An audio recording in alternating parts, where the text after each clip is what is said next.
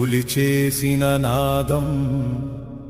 శిలకది ప్రాణం విశ్వకర్మ వంశం సృజనకు మూలం సాక్షాత్తు బ్రహ్మయే భువికొచ్చి పట్టిన ఉలి కోశం ఇదే దురగడ్డవారి శిలాశాసనం రాతికి రక్తాన్నిచ్చి దేవుణ్ణి చేసిన మహోన్నతుల బలిదానం శిరిదమనే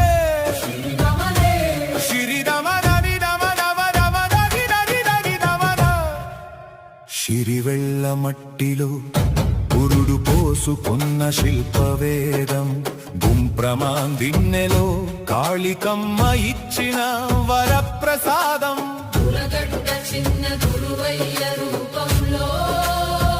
మొదలైంది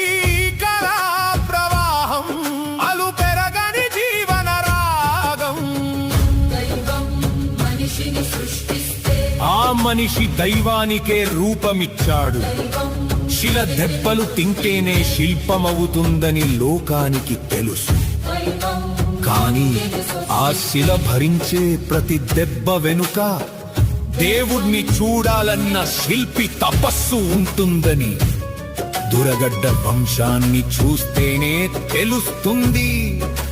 బ్రహ్మదేవుడి సృష్టికి ప్రతి సృష్టి ఈ విశ్వకర్మల చేతి కళ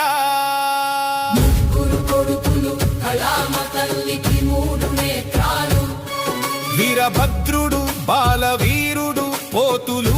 రయ్యలు వారి ఉలి తాకితే మొలిచాయి వందలాది దేవాలయాలు మహానందిలో తలుపుమన్నది రాముల వారి అద్దాల మండపం శ్రీశైలాన గర్జించింది భ్రమరాంబదేవి సింహస్తంభాల ఘనం నందవరంలో చౌడమ్మ గర్భగుడి బ్రహ్మంగారి మఠాన రామాలయం చాగలమర్రిలో అమ్మవారి కొలువు ప్రతి అణువు వీరి అద్భుత సృజన వీరి చేతిలో రాయికి దక్కింది పూజలందే దేవుడి హోదా కూడా మాట్లాడతాయి తెలుసా ఎప్పుడైనా శ్రీశైలం వెళ్ళి ఆ సింహస్తంభాన్ని అడగండి మహానందిలో ఆ అద్దాల మండపాన్ని అడగండి దురగడ్డ సోదరుల ఉలి గాయాల వెనుక దాగున్న భక్తిని వినిపిస్తాయి యుగాలు మారినా తరాలు మారినా ఈ కట్టడాలు చెదరవు వారి చరిత్ర చెదిరిపోదు